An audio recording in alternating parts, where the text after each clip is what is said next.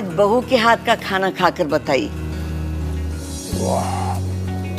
लाजवाब। मुंशी पन्ना मसाले से जो बना है। मुंशी पन्ना मसाले सबके दिलों पर राज कर रहे हैं। किचन किंग, गरम मसाला, कूटी मिर्च या दाल साग मसाला, मुंशी पन्ना का स्वाद दिल में रहे।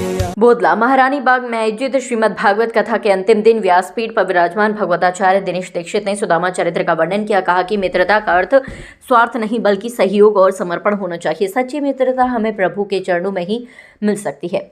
सुदामा के द्वारका से लौटने पर अपनी कुटिया के स्थान पर खड़े ऊंचे महल देखकर वह डर गए। श्री कृष्ण के रुक्मणी, सत्यभामा, जामवती सहित सभी 16,108 विवाह और रानियों की कथा का विस्तार पूर्वक वर्णन किया। ब्रज की गोपियां नंद बाबा यशोदा का कुरुक्षेत्र में सूर्य ग्रहण के समय स्नान करने पहुंचने पर हुए मिलन की कथा का भावपूर्ण वर्णन किया।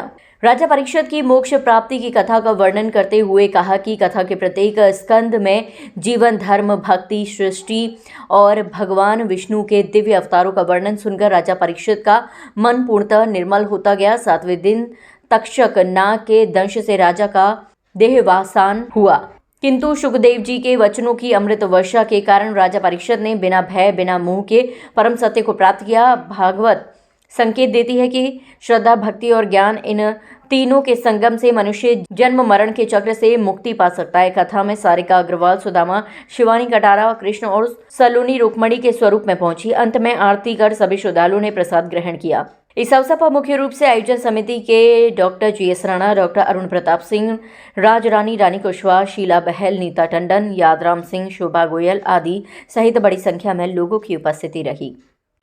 जैसे श्री दिनेश जी द्वारा मुखारबिंद से जो कथा कही जा रही है, बहुत बढ़िया कथा कही जा रही है। सब लोग पब्लिक के लोग उसका श्रवण कर रहे हैं और ध्यान दो सुन रहे हैं और काफ़ी भीड़ इकट्ठी हो रही है। आज कथा का अंतिम दिन है और उसके बाद कल का भंडारा रखा गया है और सबको आमंत्रित किया गया।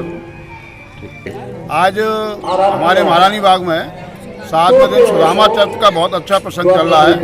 पंडित दिनेश दीक्षित जी 7 दिन से पूरा रस बरसा कर रहे हैं। पूरे हमारे महारानी बाग में और पास के लोग आकर के इस कथा का आयोजन का बहुत ही लाभ उठा रहे हैं। बहुत ही अमृत वर्षा सी हो रही है और सभी भक्त झूम के नाच रहे हैं।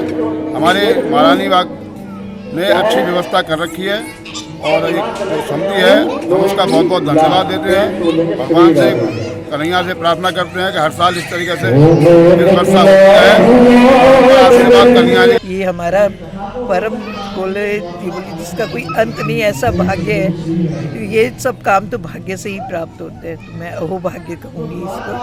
हमारा है कि हम यहाँ पे यहाँ वेद व्यास जी से हम कथा सुन रहे हैं। आज महाराज जी ने क्या वर्णन किया है?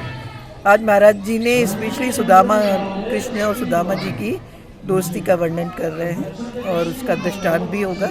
मैं इतने कहना चाहूँगा कि ये आदरणीय GS राणा जी द्वारा आयोजित और हमारे पूजनीय श्री दिनेश जी महाराज जी द्वारा जो ये भागवत कथा का अमृत वर्षा चल रहा है, ये बहुत ही सुंदर प्रोग्राम है और जितना आदमी सुन रहा है उसका मन कर रहा है कि इसका समापन ही ना हो।